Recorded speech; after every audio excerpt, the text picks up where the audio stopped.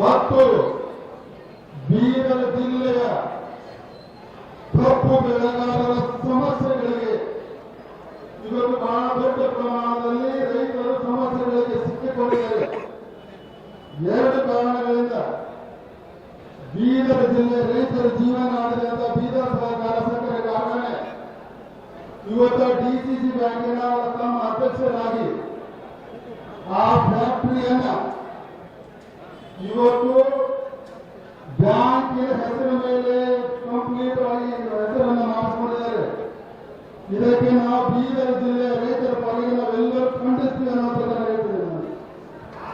ಆ ಜಮೀನನ್ನ DCC bank ಅನ್ನ ಹೆಸರನ್ನ ಮಾಡಿಕೊಂಡಿದ್ದನ್ನ ಹೊಳ್ಳಿ ಬಿಎಸ್ಎಸ್ಗೆ ಆಡಳಿತ ಮಂಡಳಿಗೆ ಒಪ್ಪಿಸಬೇಕು ಅನ್ನುವಂಥದ್ದನ್ನು ಕೂಡ ನನ್ನ ರಾಜ್ಯಾಧ್ಯಕ್ಷರಿಗೆ ನಾನು ವಿನಂತಿಯನ್ನು ಮಾಡಿಕೊಳ್ತೇನೆ.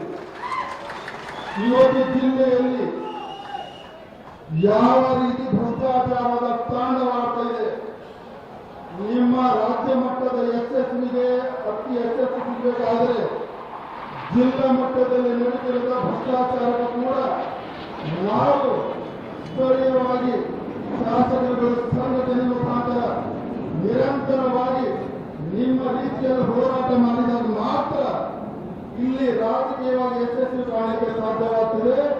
ಇಲ್ಲಾಂದ್ರೆ ಕೇವಲ ನಾವು ಬೆಂಗಳೂರವರಿಗೆ ಬೈಕೊಂಡು ನಮ್ಮ ಇಲ್ಲಿ ಕಾಂಗ್ರೆಸ್ನ ಹೊರಲಿದ್ರೆ ಇಲ್ಲಿ ಬೀದರ್ ಜಿಲ್ಲೆಯಲ್ಲಿ ಬಿಜೆಪಿಗೆ ಲಾಭವಾಗುವುದಿಲ್ಲ.